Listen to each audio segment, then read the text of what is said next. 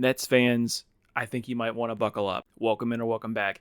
The Nets were objectively awful last year, and while I want Nets fans to have a good season, I'm just not convinced. The roster itself is much different than it was last year, but not much different talent level wise. And I think that the Nets could trot out some really interesting lineups and pieces, but I think for the most part, this team is going to be comprised of very young talent and rookies. We're going to get to the actual season in a second, but the most positive thing that I could say for any Nets fan out there is that you have 12 first-round draft picks over the next 7 years, and that's something to look forward to. I think that we should start where the trouble began, and for the Nets, I feel like the trouble started at the draft. Just in case you're unfamiliar, here's how that draft went. At number 8, Igor Demon. Number 19, Nolan Traore. Number 22, Drake Powell. Number 26, Ben Suraf.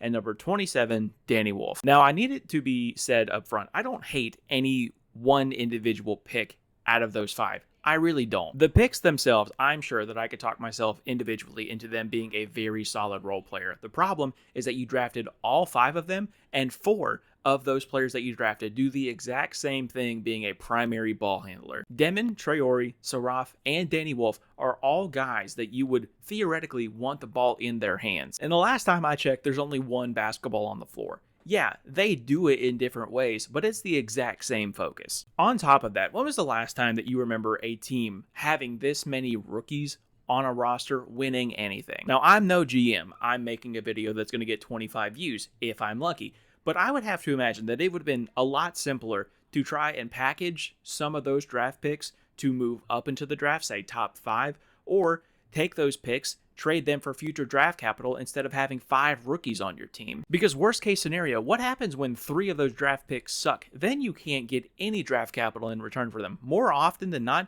you would have to attach a pick to get rid of them. I think a couple of them, Nolan Traore in particular, could be very, very good. But I think that because you drafted 5 rookies instead of doing anything else with those picks, this offseason started out with a dud. Next, we should probably talk about the talent that you were able to re-sign.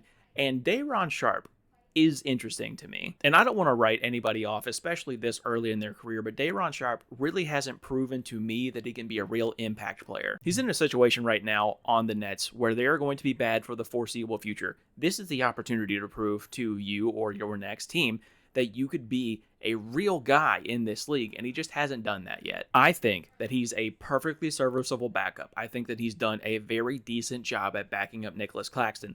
I'm just not convinced that he could be anything else more than that. Now let's talk the new guys. I think that everyone deserves their moment to shine. I feel like everyone has an opportunity, especially when you come to a new team, to show out. I'm just not convinced that a couple of these guys will. Now, I do want to say up front that I very much enjoy Wheeling University's finest, Haywood Highsmith and Terrence Mann, as basketball players. I just don't expect much on this Nets roster because both of them, for a lack of a better term, were role players. And when you have role players that are complementary to a bigger idea, to a bigger player, a bigger superstar, and you put them on this team that has no clear direction, like there's no 1A type of guy on this team, I just don't see a scenario where they show out. Again, I think they were very, very solid role players, but I think for this team, they're just going to be faces on a 25-win team. And now, of course, you have to talk about the biggest acquisition for them this offseason.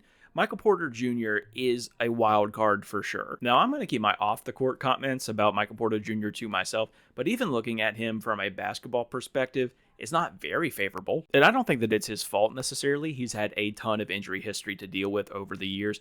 But at this stage in his career, he is the very definition of one-dimensional. And I think that he can be an incredible third option like we've seen him be in Denver, but I don't think that I'm very interested in watching him and Cam Thomas both shoot 25 times a game this year. Now, of course, the other side of this coin with this trade is a departure in Cam Johnson. Now, while I definitely think that Cam Johnson could have gone for more picks if he went to, say, Oklahoma City, I think that 2032 unprotected first-round pick from the Nuggets could be very, very valuable. I think it's pretty obvious that Cam Johnson was the better player in this trade, so that means to me that the Nets were not trying to get better in this deal, and they were just after the draft capital. This video probably ended up being very, very short because there isn't much hope that I can give Nets fans. I wish that I could give you something to cheer about, but all I keep coming back to is those 12 future first-round picks. And if I was being super generous. Maybe Igor Demon turns into something one day. Maybe he's the point guard of the future for the Nets. But how do you think the Nets are going to do this year? Let me know down in the comments below. While you're down there, check my description. I've got a link tree with all of my socials: Twitter, Blue Sky, Instagram, TikTok, and I even have a Discord community that I would love for you to be a part of. Be on the lookout for your favorite team in this series. Be kind, tell somebody you love them, and I'll see you in the next one. Barely scraping by,